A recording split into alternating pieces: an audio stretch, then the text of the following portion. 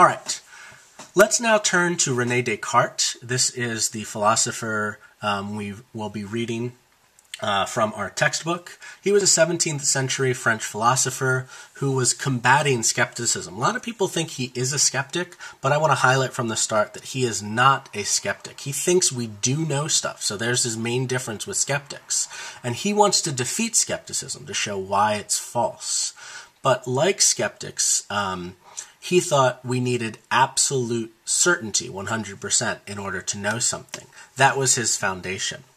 The interesting thing about Descartes is that he wanted to completely start over with his beliefs.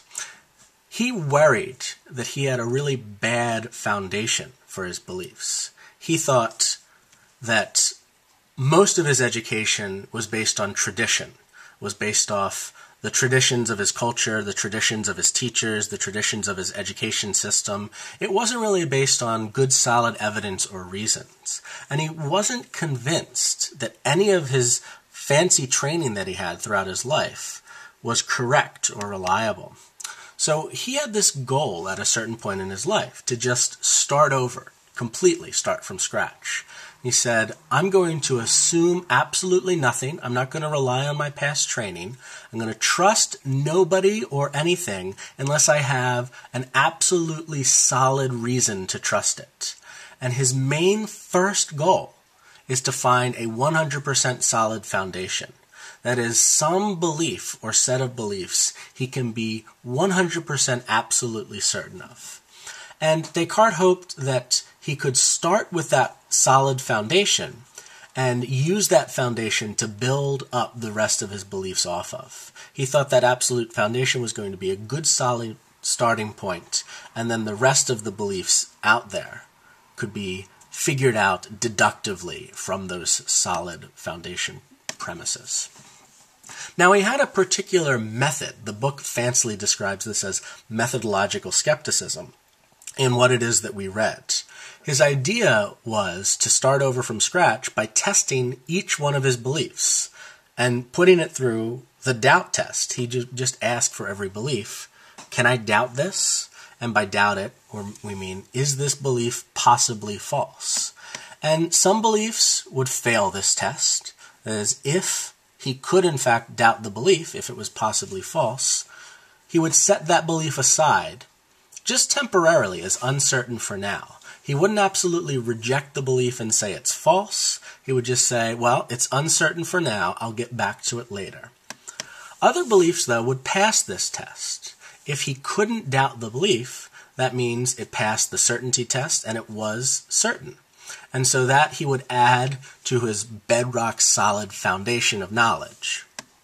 And in what it is we read, starting on page 65 of the textbook into page 71, Descartes was simply looking for all of these candidate beliefs.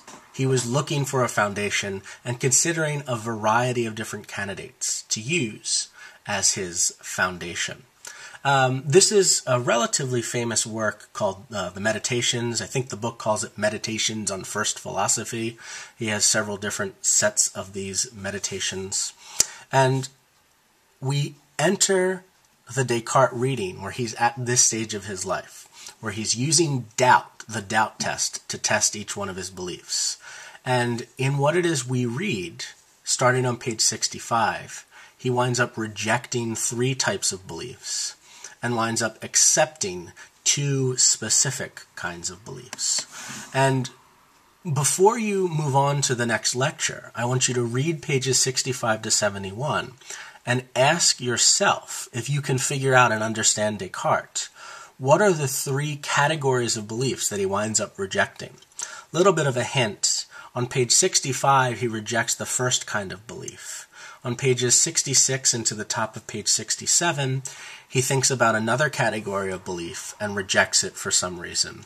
And then, starting on the bottom of page 67, all the way through page 68 and into the top of page 69, he considers this third new category of belief and winds up rejecting that category as well. Try to figure out what each one of those categories of beliefs are and figure out why he rejects each one of those. And then, starting on page 69 into page 70, he, under the headline, The End of Doubt in our textbook, he winds up accepting two, not categories of belief, but specific types of beliefs themselves.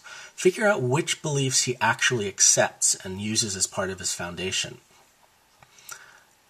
And this is going to be just one more test in trying to figure out that understanding skill. We're going to try to get better and better at that throughout the semester.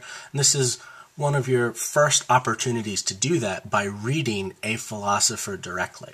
The next lecture will hopefully help explain what's going on in there, but I thought this would help. All right, I will see you in a little bit.